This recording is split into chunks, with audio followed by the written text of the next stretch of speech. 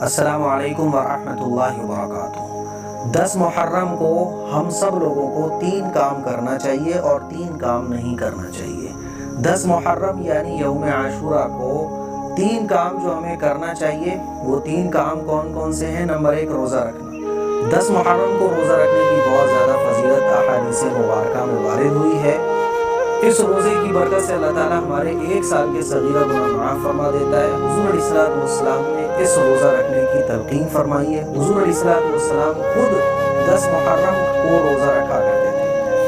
10 محرم کے روزے کے ساتھ ساتھ ہم 9 کو ملا رہے ہیں 11 کو ملا رہے ہیں۔ تو پہلا کام جو ہمیں 10 محرم کو کرنا ہے وہ یہ کہ روزہ رکھنا۔ دوسرا کام اللہ تعالیٰ سے ہمیں دعا کرنی ہے، کیونکہ 10 محرم کو اللہ تعالیٰ نے ایک قوم کی دعا قبول فرمائی، حضرت آدم علیہ السلام کی توبہ قبول فرمائی، اور کوئی قوم گزری ہے جو گنہگار تھی، اس نے توبہ کی تو 10 محرم کا دن تھا۔ 10 محرم کو ہی اللہ تعالیٰ نے اس قوم کی جو گنہگار قوم تھی اس کی توبہ قبول فرمائی۔ اسی لیے ہمیں 10 محرم کو اللہ تعالیٰ سے گناہوں کی معافی مانگنا چاہیے۔ یہ توبہ کے قبول ہونے کا بھی دن ہے، خاص طور پر افطار کے وقت اور فرض نمازوں کے بعد میں خاص طور پر دعا کرنا چاہیے۔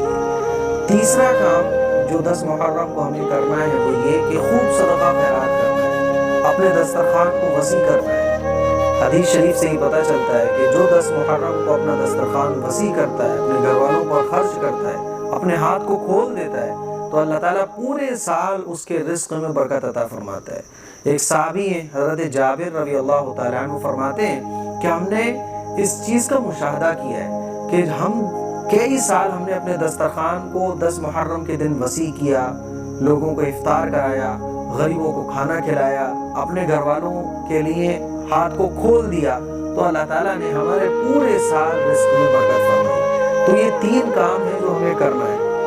نمبر 1 روزہ رکھنا ہے، نمبر 2 توبہ کرنی ہے، اپنے گناہوں کی معافی مانگنی ہے، استغفار کرنا ہے، قرآن مجید کی تلاوت کرنا ہے اور درود شریف پڑھنا ہے، اور نمبر 3 کہ ہمیں جو ہے نا وہ اپنے دسترخوان کو وسیع کرنا ہے، اپنے ہاتھ کو کھول دینا ہے۔ یہ 3 کام تو کرنا ہے۔ وہ 3 کام جو ہمیں نہیں کرنا ہے، نمبر 1 نمازیں نہیں چھوڑنی ہے۔ تعزیے بنانے والے حضرات ان سے میں گزارش کر رہا ہوں، ہوتا کیا ہے کہ رات بھر جو ہے نا وہ تعزیے پہ بیٹھے رہتے ہیں، تعزیے بنا کے اس کے سامنے جو ہے وہ کرسی ڈالے، تخت ڈالے، رات بھر جو ہے لوگ بیٹھے رہتے ہیں لیکن نماز پڑھنے نہیں جاتے۔ آج بھی جب میں عشاء کی نماز پڑھ کے نکلا تو ایک لڑکا تخت پہ بیٹھا ہوا تعزیے بنا رہا تھا، تعزیے بنا رہا تھا۔ ٹھیک ہے، تم تعزیے بناؤ، سبیلے لگاؤ، کچھ بھی کر رہے ہو، نماز تو سب کی برابر ہے نا۔ اس چیز میں تو اختلاف ہو سکتا ہے کہ تعزیے بنانا ناجائز، جائز، غلط، صحیح، یہ سارے اختلافات کی چیزیں، لیکن نماز تو سارے مسلمانوں کے لیے برابر ہے نا۔ نماز تو بہت ضروری ہے، نماز تو نبی کے آنکھوں کی ٹھنڈک ہے۔ حدیث شریف میں آتا ہے کہ سب سے پہلے آخرت میں نماز کا حساب ہوگا۔ اگر نماز صحیح نکلے گی تو سارے اعمال ٹھیک نکلیں گے، اور اگر نماز خراب نکل گئی تو سارے اعمال پینڈنگ میں چلے جائیں گے۔ تو بھائی اگر آپ کے نظر میں یہ صحیح بھی ہے، میں یہ نہیں کہہ رہا ہوں کہ صحیح ہے، کیونکہ بہت ساری چیزیں ایسی ہیں جو بالکل بدعات ہیں، خرافات ہیں، لیکن ٹھیک ہے تم کر رہے ہو، نماز تو پڑھ لو یار۔ تمہارے نظریے میں، تمہارے اپنے عقیدے میں وہ چیز ٹھیک ہے، لیکن نماز چھوڑ کے وہ تو ٹھیک نہیں ہو جائے گی۔ نماز کے بغیر تو کوئی بھی عبادت قبول نہیں ہے۔ تو پھر تمہاری اگر تمہارے عقیدے کے مطابق کوئی عبادت بھی ہے، وہ دین کا کام لگ رہا ہے تمہیں، لیکن نماز کے بغیر تو وہ بھی قبول نہیں ہوگا نا۔ اسی لیے نماز مت چھوڑو۔ اب وہ لگا ہوا تھا اس میں، عشاء کی نماز پڑھ کے میں نکلا، برابر میں مسجد تھی لیکن وہ اسی میں لگا ہوا تھا۔ میں نے دل میں سوچا کہ ہائے، تو تھوڑا تو سوچ یار، جن کی محبت میں تو یہ بنا رہا ہے کپچیاں کھڑی کر کے، اس پہ جو ہے وہ سجا کے سارا کچھ بنا رہا ہے، پھر تو رات بھر بیٹھے گا اور اس کی حفاظت کرے گا، پھر تو دن دوپہر بھری دھوپ میں روزہ نہیں رکھے گا، ایک سنت تو ہی چھوڑے گا، روزہ نہیں رکھے گا، نماز تو ایک ٹائم کی پڑھ نہیں رہا ہے، اسی کو تم نے اپنے ہاتھ سے بنایا، پھر اسی کو جا کے دفن کرائے گا۔ کیا ہو گیا تیری عقل کو بھائی؟ کچھ تو سوچ یار۔ تو نماز نہیں چھوڑنی بھائی، سب سے کہہ رہا ہوں جو تعزیے بنانے والے ہیں، پوری رات تعزیے پہ بیٹھنے والے، سب سے کہہ رہا ہوں، میں فجر کی نماز جب پڑھنے جاتا ہوں تو 10 محرم کو دیکھتا ہوں کہ لوگ اونگ رہے ہوتے ہیں تعزیے کے سامنے بیٹھے ہوئے، لیکن مسجد نہیں جا سکتے۔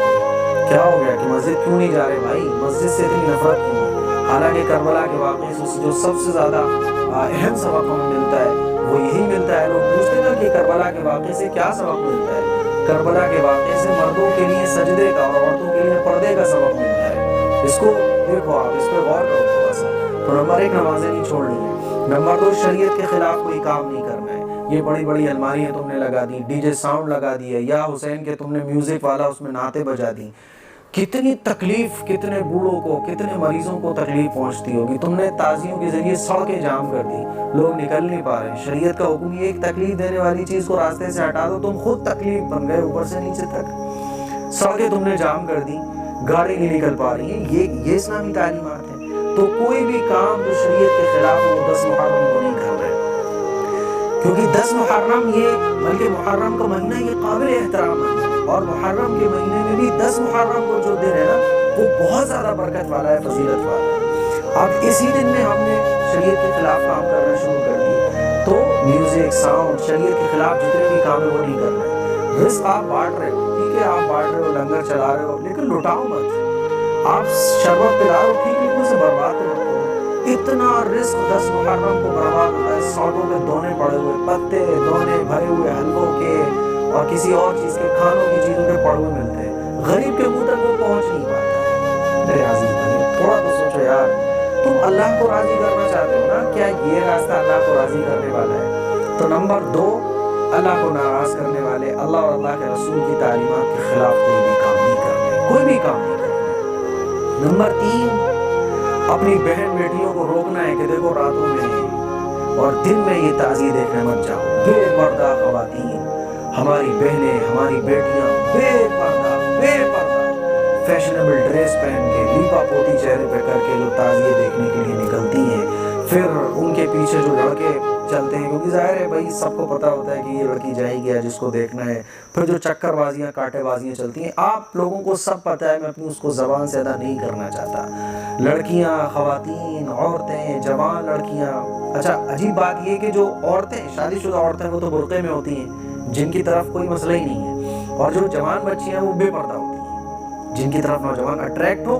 جس کو ڈھکا ہونا چاہیے وہ تو بے ڈھکی ہے، اور جس کو ڈھکا اس کو بھی ڈھکا ہونا چاہیے. لیکن اس کے ڈھکے نہ ڈھکے ہونے سے کوئی فرق نہیں پڑ رہا، اس کو کوئی فرق نہیں، وہ ڈھکی ہوئی ہے. اور جس کو ڈھکا ہونا چاہیے، جو جوان ہے ابھی، وہ بے پردہ چل رہی ہے. پھر جو ہے وہ لڑکیاں نکلتی ہیں راتوں میں باقاعدہ تعزیے دیکھنے کے لیے. ہماری بہن بیٹیاں جاتی ہیں. خدا کے لیے تھوڑا سا تو یار خوف کھاؤ، تھوڑا سا تو سوچو، آخر ہم کیا کر رہے ہیں؟ کیا دیکھنے جا رہی ہے؟ تعزیے دیکھنے جا رہی ہیں. کیا یہ عبادت کا کام ہے؟ بے پردہ خواتین کا نکلنا، پھر سج دھج کے عورتوں کا نکلنا، کیا یہ اسلامی تعلیمات ہیں؟ پھر تعزیوں کے نیچے سے وہ جو براق بنی ہوتی ہیں، گھوڑے اور اللہ جانے کیا کیا ٹائپ کے وہ تعزیے بنائے جاتے ہیں، اس کے نیچے اپنے بچوں کو نکالتے ہیں جا کے، تاکہ اس سے مراد پوری ہو جائے گی، بچہ صحت مند ہو جائے گا، بیماری دور ہو جائے گی. یہ تمام خرافات سے خدا کے لیے ہم اپنے آپ کو بچائیں. تو اپنی بہن بیٹیوں کو پردے میں رکھنا ہے، راتوں میں نہیں نکالنا، دن میں بھی نہیں نکالنا. بے پردہ ہو کے کیا ضرورت ہے؟ تعزیے دیکھنے جانا کوئی عبادت تو نہیں ہے نا؟